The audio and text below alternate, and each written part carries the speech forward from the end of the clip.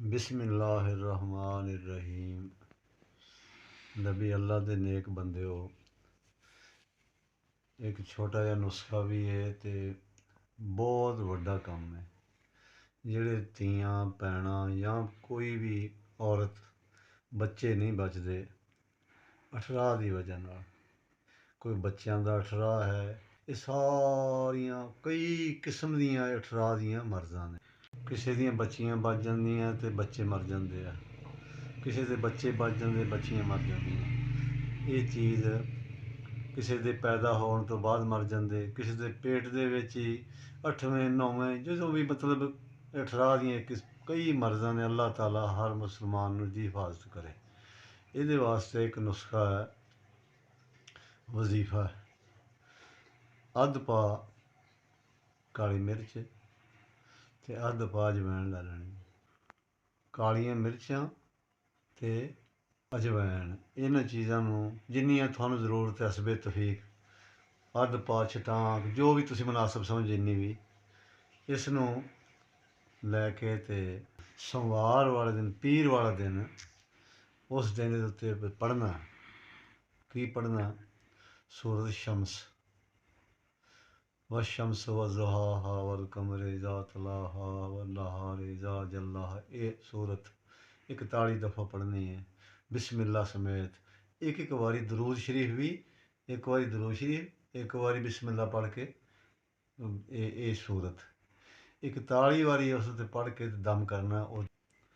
हर वारी दरूद शरीफ भी नाल पढ़ना ते बिस्मिल्लाह समेत ये वज़ुहा पढ़नी है। जी शम्स सूरत ये 41 बारी पूरी करनी है। जदों 41 बारी एक बारी पढ़ के फूक मारते रहना, दूसरी बारी पढ़ी फूक मारते रहना, 41 फूकां उस मिर्चां ते उस अजवैन दे उत्ते वज जानियां ने। उस तो बाद वो रख लेनी है। उसनूं की करना?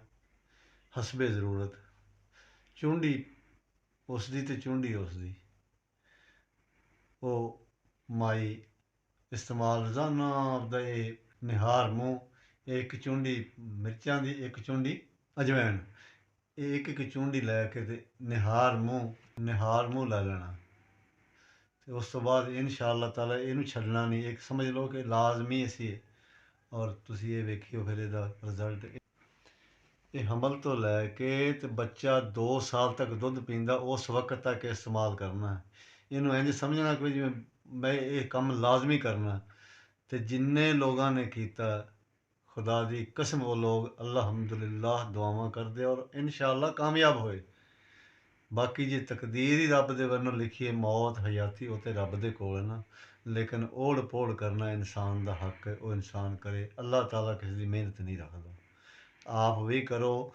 जेह्ड़े लोग बे औलाद है या किसे बंदे ने यह सिर्फ दस्सण दा मकसद यह सदका जारिया, किसी दी जबान ना किसी दी गल तो अल्लाह ताला किसी दा भला कर दे। दो जहान दी कामयाबी है, इस वास्ते करके दस्सिया गया। लापरवाही नहीं करनी, इस तरह ही किया जाए तो इंशाअल्लाह इहदे विच खैर ही खैर है।